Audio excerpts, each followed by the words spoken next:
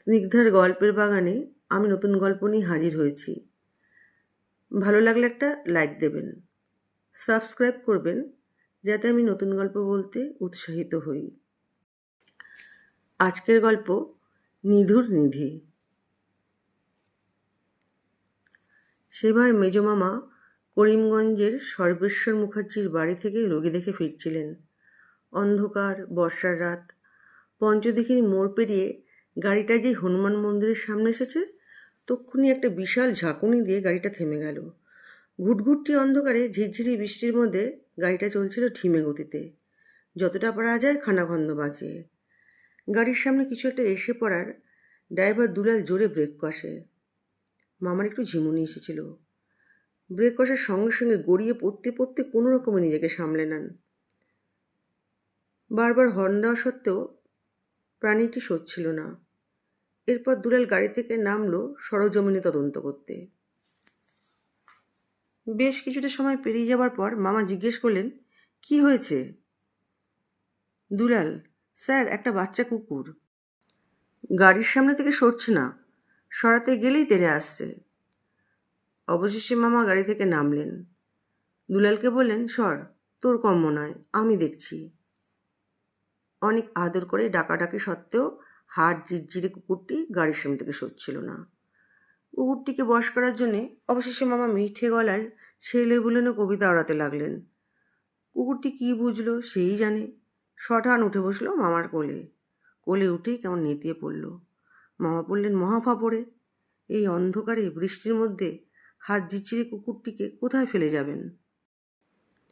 তু তু তা তা করে অনেক ডাকাডাকি করার পরও ওর সঙ্গী সাথী বা ওর মা কেউই এগিয়ে এলো না। মামা দুলালকে বললেন, ওর মনে হয় কেউ নেই রে, এখানে থাকলে জলে কাদায় বেঘুরে মারা পড়বে। বাড়িতে নিয়ে যাই, পাহারাদারের কাজ হবে, এছাড়া 2-4টি ইঁদুরও মারতে পারবে। সেই রাতেই হালকা গরম জল করে কুকুরটিকে স্নান করানো হলো। মামা মিঠুমাসিকে বললেন, ওকে একটু চিকেন স্যুপ দে। মিঠুমাসি কুকুরটিকে এক বাটি গরম দুধ খেতে দিল। চুপচুপ করে সবটুকু দুধ খেয়ে বাচ্চাটি এক লাফে মামার বিছানায় সে দিল। মিঠুমাসি রে রে করে যেই না নামাতে গেছে, কুকুরটি মিঠুমাসির হাতটা ওর সামনে দুপা দিয়ে জড়িয়ে ধরল। মিঠুমাসি কোনো রকমে হাতটা ছাড়িয়ে দুহাত পিছিয়ে গেল। ওর হাবভাব দেখে মেজমামা হেসেই খুন। বললেন, এই যে দেখি সত্যিকারের গব্বর। এরপর মুখে মুখে গব্বর নামটি বহাল রইল। ক্রমে ক্রমে গব্বর এবাড়ির একজন হয়ে উঠল। রামচরণবাবুর ছেলে নিধুর ওপর ভার পড়ল কুকুরটিকে দেখভাল করার। নিধুর মা নেই। রামচরণবাবু মেজমামার কম্পাউন্ডার। এ কাজ পেয়ে নিধু বেজায় খুশি। সকালে স্কুলে যায় আর বিকেলে মাস্টারমশাই আসেন পড়াতে।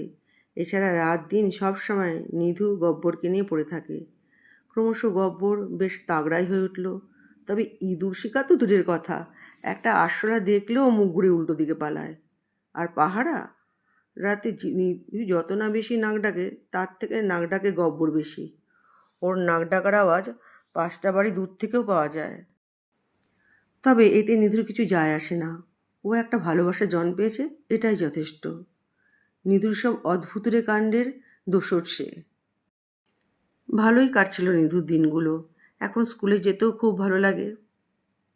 সেদিন নিধুর স্কুলের নতুন বাংলার মাস্টারমশাই ভূপেন সর্দার আমার গ্রাম কবিতাটি পড়াতে পড়াতে একটি বেশিই ভাবুক হয়ে উঠেছিলেন। উনি সদ্য সদ্য নিজের গ্রাম ছেড়ে এই মাধবপুরের স্কুলে চাকরি নিয়ে এসেছেন। ওনার নিজের গ্রাম কত সুন্দর, যতদূর চোখ যায় শুধু সবুজ আর সবুজ। একটাই সমস্যা, ট্রেন থেকে নেমে প্রায় 2 মাইল ভ্যান রিক্সায় যেতে হয়। যদিও আজকাল টোটো চলে, তবে একটু বেশি রাত হলে সমস্যায় পড়তে হয়। ফার্স্টবার ঋদ্ধিমান বলল, স্যার, গ্রামে তো সব কিছু পাওয়া যায় না। স্যার বললেন, না, তেমন নয়। আমার গ্রাম থেকে 2 মাইল দূরে স্টেশনের কাছে নতুন শপিং মল তৈরি হয়েছে।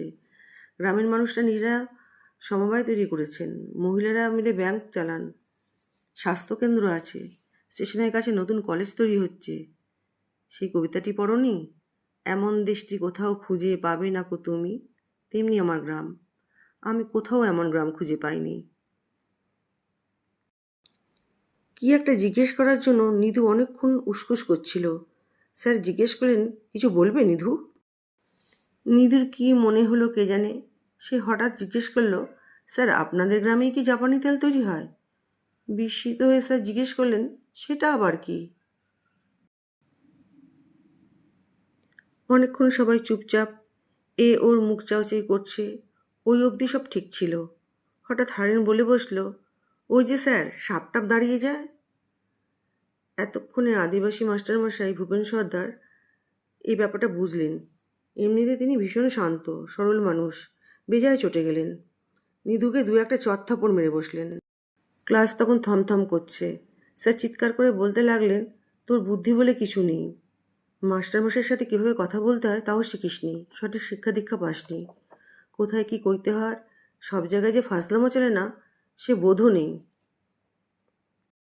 আমি যখন থেকে গ্রামে এসেছি সে সময় থেকেই দেখছি তোর এই বেয়াদপি।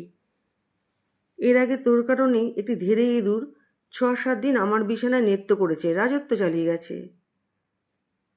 বকা মার খেয়ে নিধুর চোখ ছলছল করছিল।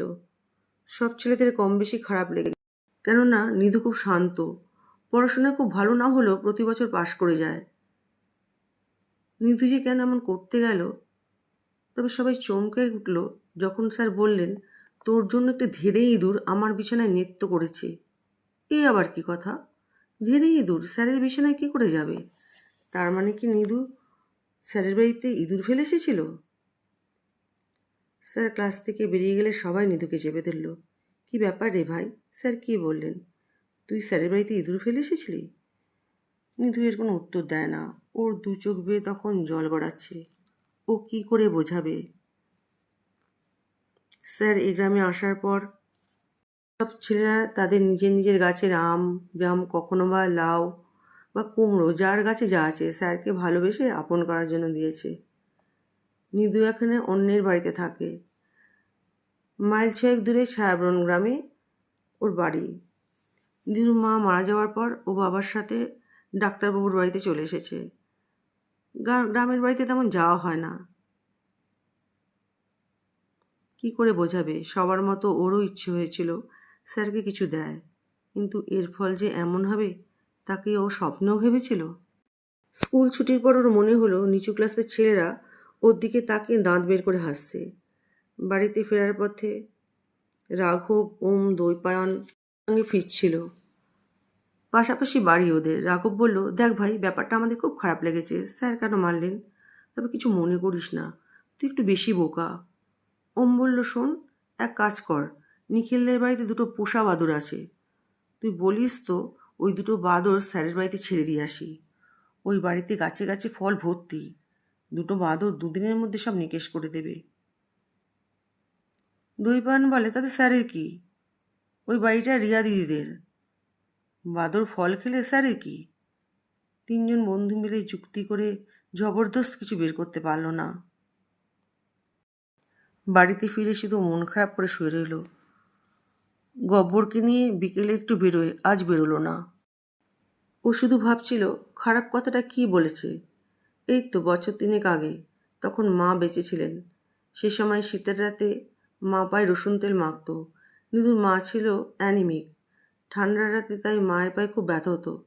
তখন মা পায়ে রসুন তেল মেখে হ্যারিকেনে বড় কাপড়ের টুকরো গরম করে পায়ে সেঁক দিতেন, তাতে নাকি ব্যথা কমে যায়।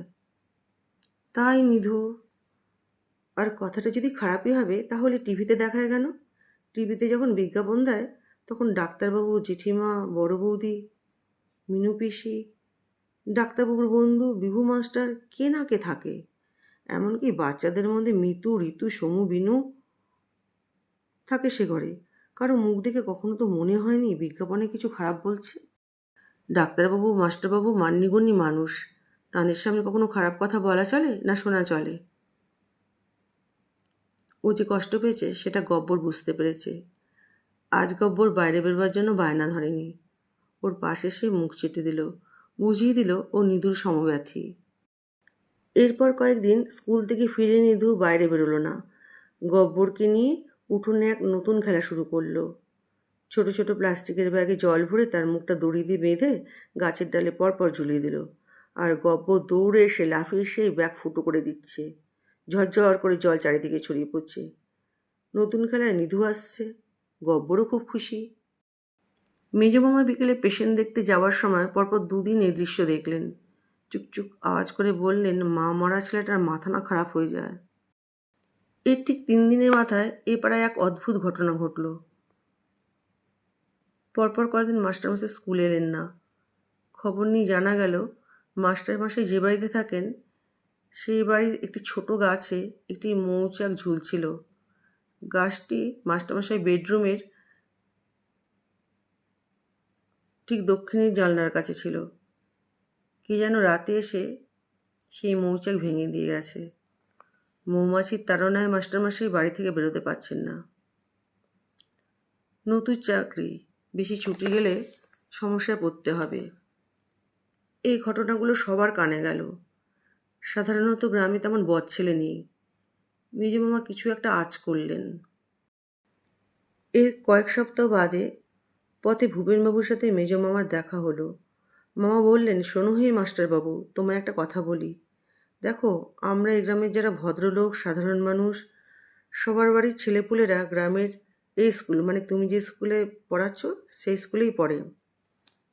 এই যে দেখছো আমার ভাগ্নে, ওর বাবার চিরকাল ট্রান্সফারের চাকরি, আজ এখানে কাল ওখানে। তো রোজ রোজ স্কুলে পাল্টানো তো সম্ভব নয়। তাই আমি আমার বোনকে, মানে ওর মাকে বলেছিলাম, তুই জামাইয়ের সাথে বাইরে বাইরে থাক, ভাগ্নেকে আমার কাছে দিয়ে যা। আমার ভাগ্নে এই স্কুলে পড়েই ডাক্তারিতে সুযোগ পেয়েছে। স্কুলের মাস্টারমশাইরা খুব ভালো। তারা প্রয়োজনে ছাত্রদের শাসন করেন, আমার ভালোবাসেন। ওই যে নিয়ম তৈরি হয়েছে ছাত্রদের শাসন করা যাবে না, এখানে সেরকম হয় না। শাসন না করলে ছেলেপুলেরা নিয়মকানুন সহবত শিখবে কোথা থেকে? এখন মাস্টারমশাইকে মানবে না, পরে সমাজের নিয়মকানুন মানবে না। তাই ছেলেপুলেকে শাসন করলে এখানকার মা বাবারা ছুটে আসেন না, দল বেঁধে ঝগড়া করে না। তবে কথা কি জানো, মাস্টারমশাইকে তো বুঝতে হবে কোন ছেলেটি নিয়মনিষ্ঠভাবে চলে, বড়দের সম্মান করে। মাস্টারমশাই বুঝতে পারলেন ডাক্তারবাবু কী বলতে চাইছেন। মাস্টারমশাই জাপানি তেলের কথা ডাক্তারবাবুকে বললেন। সব শুনে ডাক্তারবাবু বললেন, গ্রামের ছেলে অত শত বোঝে না, হয়তো না বুঝেই আপনাকে বলেছে। তখন মাস্টারমশাই ইঁদুরের ঘটনাটা বললেন। শুনে তো ডাক্তারবাবু ব্যাপারটা এইরকম।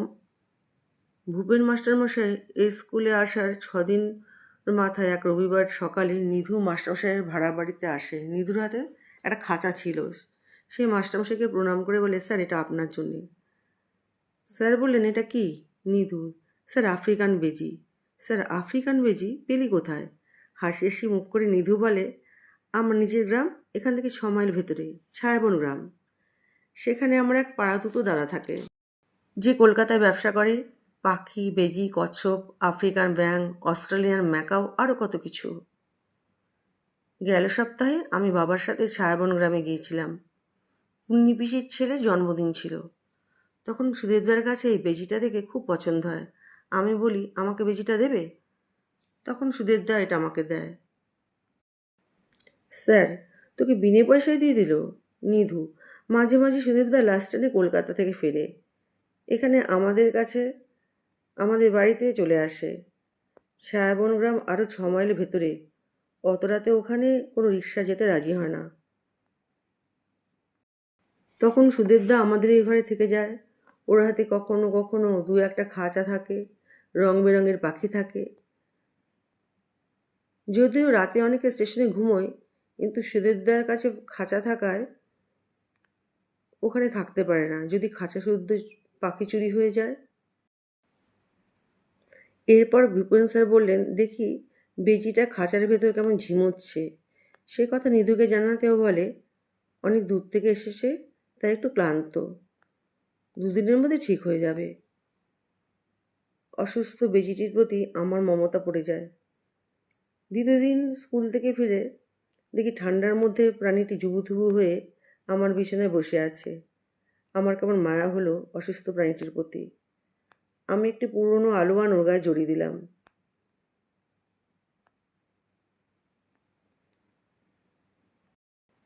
প্রাণীটি ভয়ে পালাতে গিয়েও পালাতে পারল না।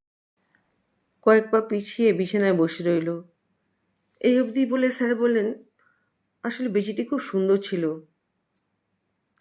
সুন্দর সোনালি রং, তারপরে খয়েরি রঙের ছোপ ছোপ আঁকা প্রাণীটি হয়তো বহু পথ পেরিয়ে আসার জন্য অসুস্থ হয়ে পড়েছে, বা জাহাজে পাঠাবার সময় কোনো ঘুমের ওষুধ দিয়ে থাকতে পারে।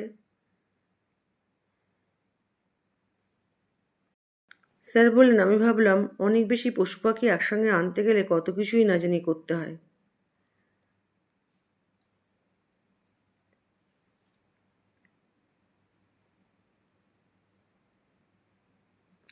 এভাবে 5 দিন কেটে গেল। প্রাণীটি আমার বিছানায় শুয়ে থাকে, আস্তে আস্তে ওর ঘোর কাটছে, একটু একটু খাচ্ছে। 6 দিনের দিন সকালে নিধু এসে বলল, স্যার ওকে বিছানায় রেখেছেন কেন? খাঁচায় পুরে রাখুন, পালিয়ে যাবে, ছাড়বেন না। শুধু সকালে একটু ছাড়বেন বাইরে যাবার জন্য। আমি নিধুর কথায় বিশেষ পাত্তা দিলাম না। সেদিন দুপুর থেকে খুব বৃষ্টি পড়ছিল। ঠান্ডার মধ্যে বৃষ্টি পড়ায় ঠান্ডাটা আরও জাঁকিয়ে পড়েছিল। স্কুল ফেরত কিছু কাজ থাকায় সেদিন বাসায় ফিরতে রাত হয়ে যায়। ফিরে দেখি প্রাণীটি কোথাও নেই। সোনালি রঙের নাদুস নুদুস সুন্দর প্রাণীটির ওপর আমার মায়া পড়ে গেছিল। আমি ওকে ঝিঙ্কু বলে ডাকতাম। ঝিঙ্কু ঝিঙ্কু বলে ডাকলাম। বাইরে তখন তুমুল বৃষ্টি। হঠাৎ মনে হলো নালার মধ্যে কি একটা খচখচ করছে। ঝিঙ্কু নালায় পড়ে গেল নাকি? দরজা খুলে ছাতা নিয়ে নালার পাশে গিয়ে দাঁড়ালাম। হঠাৎ দেখি একটা ধেড়ে ইঁদুর আমার দিকে ধেয়ে আসছে। আমি দৌড়ে দরজা বন্ধ করে দিতে গেলাম, পাছে ঘরে ঢুকে যায়। তার আগেই ইঁদুরটি ঘরে ঢুকে শটান আমার বিছানায় উঠে পড়ল। ঝিঙ্কুর আলোয়ানটা পাশেই পড়েছিল, তার মধ্যে গিয়ে ধেড়ে ইঁদুরটি গ্যাঁট হয়ে বসলো। আমি ইঁদুরটাকে যত দাঁড়াতে যাই ও তত আমার দিকে তেড়ে আসে। আমি অবাক হয়ে দেখলাম ওর অর্ধেক গায়ে সোনালি রং আর অর্ধেক গায়ে বড় বড় কালো লোম। আমার আর বুঝতে বাকি রইল না, একটি ধেড়ে ইঁদুরকে রং করে তাতে ইকিরিমিকি ছবি এঁকে নিধু আমাকে দিয়ে গেছে। এই অবধি বলে স্যার বললেন, বুঝতে পারছেন ডাক্তারবাবু, কত বড় বেয়াদব ছেলে। ডাক্তারবাবুর হাসি পাচ্ছিল, কিন্তু হাসলে চলবে না, গাম্ভীর্য বজায় রাখলেন। উনি কোনো রকমের হাসিটা গিলে নিলেন, বললেন, ঠিক আছে ভূপেনবাবু, আপনার সাথে পরে কথা বলবো। মনে মনে একটু শঙ্কিত হলেন। এরপর দিন মেজমামা নিধুকে ডেকে পাঠায়। বলেন, এসব তোমার সম্বন্ধে কি শুনছি? তুমি নাকি একটি ইঁদুরকে বেজি সাজিয়ে মাস্টারমশাইকে উপহার দিয়েছ? নিধু মাথা নিচু করে দাঁড়িয়েছিল, জবাব দিচ্ছিল না। মেজমামা বললেন, চুপ করে থেকে লাভ নেই। নিধু আস্তে আস্তে বলল, স্যার যখন এই গ্রামে প্রথম এলেন সবাই স্যারকে কিছু না কিছু উপহার দিয়েছে। সেদিন সুদেবদার বাড়িতে গিয়ে দেখি এই প্রাণীটি। আমি সুদেবদাকে বললাম, এটা কী প্রাণী? সুদেবদা বললেন, বাজারে এগুলো আফ্রিকান বেজি বলে বিক্রি হয়। আমি জিজ্ঞেস করলাম, কত দাম? সুদেবদা বলল, সবগুলো বিক্রি হয়ে গেছে, একটাই পড়ে আছে, তুই নিয়ে যা, দেখিস জলে না ভেজে। জলে না ভেজলে কোনো অসুবিধে নেই। মেজমাও বললেন, মৌচাক কে ভেঙেছে? নিধু বলল, গব্বর। কেন এমন করলে? তেলের কথা বলাতে স্যার সবার সামনে আমাকে পেটালেন। ক্লাস 7-এর ছেলেরা আমাকে দেখিয়ে দাঁত বের করে হাসছিল। মেজমামা বললেন, তোমার মা নেই, মা থাকলে বোঝাতেন, সবসময় শোধ নেওয়া চলে না। বড় হতে গেলে শুধু শরীরে বড় হলেই চলে না, বুদ্ধিতে বড় হতে হয়।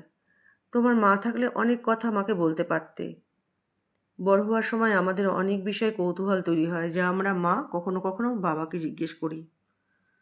ভূপেনবাবু মানুষটা ভালো, এখানে একা থাকেন, ছাত্রদের প্রতি দরদ আছে। আমি ওর সাথে কথা বলে এসেছি। সপ্তাহে একদিন স্কুল ফেরত তুমি ওর কাছে বাংলা পড়তে যাবে। আর কোনো উপহার নিয়ে যেও না যেন। শিক্ষকরা ছাত্রদের ভালোবাসবে, ছাত্রদের সম্মান করবে, এটাই বড় উপহার। এরকম সম্পর্ক থাকলে সমাজও সুন্দর হবে। এরপর নিধু ডাক্তারবাবুর কথা অক্ষরে অক্ষরে পালন করেছিল। 8 মাস বাদে মাধ্যমিক পরীক্ষার রেজাল্ট বেরোলে নিধু মাস্টারমশাইয়ের সাথে দেখা করেন। প্রণাম করে বলে, স্যার আপনার জন্যই আমি বাংলাতে হায়েস্ট নাম্বার পেয়েছি। আপনার জন্য এই মিষ্টি আর একটা উপহার এনেছি। খাঁচার মধ্যে রাখা একটা সুন্দর সোনালি রঙের পাখি। নিধু বলল, স্যার এর নাম বেনুবু, সুন্দর ডাকতে পারে। স্যার 3 পা পিছিয়ে যান। উপহার থেকে স্যারের মুখ দিয়ে দেশীয় ভাষা বেরিয়ে আসে। বলে আমি ওটা নিতে লাড়ব।